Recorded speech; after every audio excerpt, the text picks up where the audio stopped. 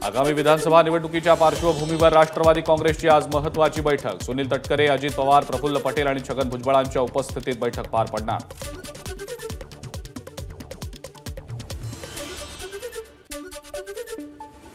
धीरज शर्मा आज राष्ट्रवादी अजित पवार गटामध्ये करणार प्रवेश। राष्ट्रवादीच्या आजच्या बैठकीला धीरज शर्माही उपस्थित राहणार। राष्ट्रवादी शरदचंद्र पवार पक्षाला मोठा धक्का।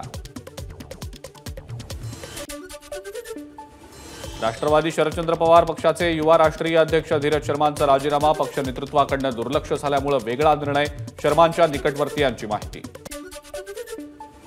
10वीचा निकाल आज जाहीर होणार। दुपारी 1 वाजता बोर्डाच्या वेबसाईटवर ऑनलाईन निकाल पाहता येणार। पश्चिम बंगालच्या किनारपट्टीवर रेमल चक्रीवादळ धडकलं। बंगालच्या उपसागरात तयार झालेल्या रेमल चक्रीवादळाचा वेग 130 किलोमीटरपेक्षाही जास्त। पश्चिम बंगालच्या किनारपट्टीजवळून वादळ आज बांगलादेशकडे जाणार। बंगालच्या उपसागरात निर्माण झालेलं चक्रीवादळ रेमालबाबत भारतीय हवामान विभागाकडून अलर्ट जारी। पश्चिम बंगालसह ओडिशामध्ये एनडीआरएफच्या तुकड्या तैनात। रेमल चक्रीवादळाच्या पार्श्वभूमीवर बंगाल आणि ओडिशामध्ये रेड अलर्ट। आजूबाजूच्या 10 राज्यांना पावसाचा इशारा, एअरपोर्टही बंद। रेमल चक्रीवादळामुळे कोलकात्यामधील अनेक विमान उड्डाणं रद्द, प्रवाशांचा खोळंबा। बंगालच्या उपसागरात कमी दाबाचा पट्टा तयार होत असल्यानं पूर्व किनारपट्टीवर चक्रीवादळ निर्माण होण्याचा हवामान विभागाचा अंदाज। परिणामी महाराष्ट्रातल्या अनेक भागात पावसाचा अंदाज। 10 जूनपर्यंत मुंबईसह कोकणात मान्सूनचं आगमन होण्याची शक्यता, तर 31 मे रोजी मान्सून केरळमध्ये दाखल होणार। दक्षिण कोकण, दक्षिण मध्य महाराष्ट्रात हलक्या पावसाचा अंदाज, तर विदर्भामध्ये विजांच्या कडकडाट आणि सोसाट्याच्या वाऱ्यासह हलक्या ते मध्यम स्वरूपाच्या पावसाचा हवामान विभागाचा अंदाज। पंढरपूर तालुक्यात कासेगावसह अनेक ठिकाणी विजांच्या कडकडाटासह मुसळधार पाऊस, उन्हाळी पिकांचं नुकसान होण्याची भीती।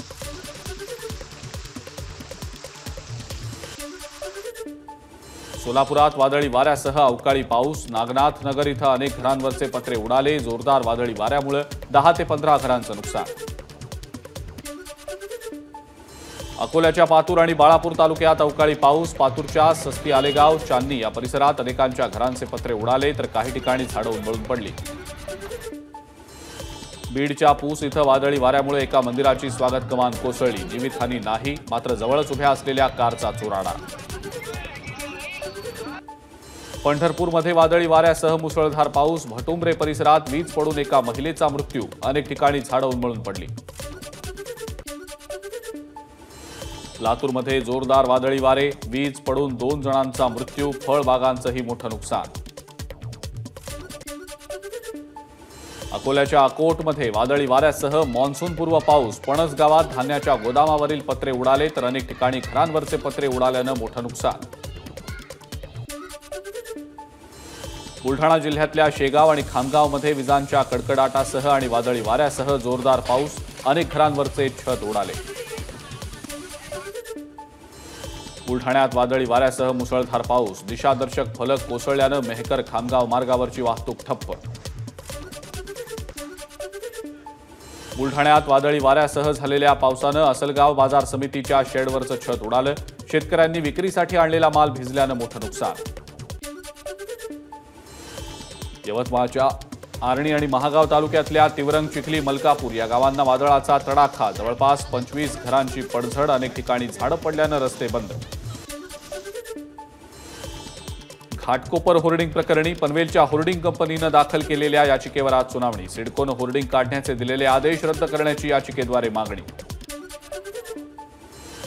पुणे ड्रंक अँड ड्राईव्ह गुन्ह्याच्या तपासाबाबत पुणे पोलीस आयुक्तालयात बैठक। विशाल अग्रवालच्या पोलीस कोठडीसाठी पोलीस आज कोर्टात मागणी करणार।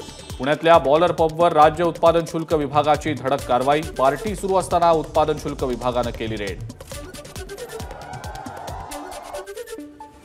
जळगावच्या रामदेववाडी अपघात प्रकरणातल्या आरोपींची पोलीस कोठडी आज संपणार। कोर्टाच्या भूमिकेकडे लक्ष। रामदेववाडी इथं झालेल्या कार आणि दुचाकी अपघातात 4 जणांचा झाला होता मृत्यू। डोंबिवलीतल्या स्फोटानंतर परिसरातल्या अनेक गावातल्या घरांचं मोठं नुकसान। पावसाळ्यापूर्वी पंचनामे करण्याची गावकऱ्यांची मागणी। मुंबई पदवीधर मतदारसंघाची जागा महायुतीमध्ये शिवसेनेनंच लढवावी असा आग्रह, ही जागा लढवण्यास आपण इच्छुक, दीपक सावंतांची प्रतिक्रिया. नागपुरात नितीन गडकरींचा पराभव करण्यासाठी मोदी, शहा आणि फडणवीसांनी एकत्र प्रयत्न केले. सामना वृत्तपत्रातल्या रोखठोक सदरामधून गंभीर आरोप. संजय राऊतांना आपलं डोकं तपासण्याची गरज, निकालानंतर त्यांना रुग्णालयात दाखल करावं लागणार. गडकरींच्या पराभवासाठी फडणवीसांनी रसद पुरवली. या राऊतांच्या टीकेनंतर गिरीश महाजनांचा हल्लाबोल. संजय राऊतांचे आरोप तथ्यहीन, राऊतांच्या आरोपांवर शिरसाटांची प्रतिक्रिया. तर एकनाथ शिंदे पाठीमागून नाही तर समोरून वार करतात, शिरसाट यांचं राऊतांना प्रत्युत्तर. सगळ्या जगाला माहिती आहे की देवेंद्र फडणवीसांनी गडकरींना हरवण्याचे खूप प्रयत्न केले. संजय राऊतांच्या आरोपांवर अनिल देशमुखांची प्रतिक्रिया. गडकरींच्या पराभवासाठी आधीपासूनच प्रयत्न, अंबादास दानवेंचा मोठा दावा. तर यात मोदी, शहा आणि फडणवीसांचा सहभाग असावा, अंबादास दानवेंचं वक्तव्य. ज्यांना कुटुंबाची जबाबदारी कळली नाही ते राज्याची जबाबदारी काय सांभाळणार, सुषमा अंधारेंची मुख्यमंत्र्यांवर टीका. कपिल पाटील आणि आमदार किसन कथोरे यांच्यातला वाद शिगेला. पक्षात राहून पक्षविरोधी काम करणाऱ्यांचा करेक्ट कार्यक्रम करणार, कपिल पाटील यांचा कथोरेंना थेट इशारा. देशामध्ये पाशवी बहुमत कुठेही येता कामा नये, अशोक नायगावकरांचं सध्याच्या राजकारणावर भाष्य. तर देशातील प्रत्येक समाज मनात उद्या काय होईल याची भीती असल्याचंही वक्तव्य. देवेंद्र फडणवीसांच्या इशाऱ्यानंतर राहुल देशमुखांना अटक, अनिल देशमुखांचा देवेंद्र फडणवीसांवर गंभीर आरोप. मुंबई पालिका प्रशासनाकडून 108% कर संकलन, एकूण 4,856 कोटी रुपयांची कर वसुली. लष्कर प्रमुख जनरल मनोज पांडेंच्या कार्यकाळात वाढ, 30 एप्रिल रोजी त्यांचा कार्यकाळ पूर्ण होणार होता. 1 महिन्यानं कार्यकाळ वाढवला. कल्याणमध्ये भर रस्त्यात BMW कारवर बसून तरुणाची स्टंटबाजी. तर अल्पवयीन तरुणाकडून गाडीचं ड्रायव्हिंग, पोलिसांकडून अल्पवयीन मुलाच्या वडिलांसह स्टंट करणाऱ्या तरुणावर गुन्हा दाखल. नाशकात वाहनांवर दगडफेक करत दहशत माजवणारे 2 जण पोलिसांच्या ताब्यात. नागरिकांमधली भीती कमी करण्यासाठी सातपूर पोलिसांनी दोघांचीही काढली धिंड. कोल्हापुरात मध्यधुंद टोळक्याकडनं वाहनाची तोडफोड, राजेंद्रनगर परिसरात हातात तलवारी घेत दहशत माजवण्याचा प्रयत्न. चंद्रपूरच्या ताडोबा व्याघ्र प्रकल्पात पर्यटकांच्या जिप्सीनं वाघोबाची वाट रोखल्यानं 9 जिप्सींसह चालक आणि गाईड 1 महिन्यासाठी निलंबित. 3,000च्या दंडाचीही कारवाई. पुणे विद्यापीठात विद्यार्थिनीचा विनयभंग केल्याचं प्रकरण, नॅशनल काँग्रेस पार्टी विद्यार्थी संघटनेच्या अध्यक्षावर गुन्हा दाखल. पुण्यातल्या अपघात प्रकरणानंतर धुळे पोलीस अलर्टवर, अल्पवयीन मुलांना मद्याची विक्री करणाऱ्या 5 जणांविरोधात गुन्हा दाखल. गोंदिया शहर पोलीस स्टेशनचे सहाय्यक पोलीस निरीक्षक 8,000ची लाच घेताना एसीबीच्या जाळ्यात. लाचलुचपत प्रतिबंधक विभागाची महिन्याभरातली 3री मोठी कारवाई. नाशिकच्या पिंपळगाव टोलनाक्याजवळ एसटी बस आणि टँकरची जोरदार धडक, अपघातात 20हून अधिक प्रवासी जखमी. सगळी घटना सीसीटीव्हीमध्ये चित्रित. अहमदनगरच्या संगमनेरमध्ये एसटी बस आणि रुग्णवाहिकेचा अपघात, दोन्ही वाहनांची समोरासमोर धडक, एकाची प्रकृती गंभीर. धुळ्यातल्या एलएम सरदार परिसरात भरधाव ट्रकनं दुचाकीवर असलेल्या तरुणाला चिरडलं, दुर्घटनेत तरुणाचा जागीच मृत्यू. नांदेडमध्ये रेती वाहतूक करणाऱ्या टिप्परच्या धडकेत 2 जण ठार तर 1 जण गंभीर जखमी. अवैध रेती वाहतूक करणाऱ्या टिप्परमुळे तरुणांना जीव गमवावा लागल्याचा ग्रामस्थांचा आरोप.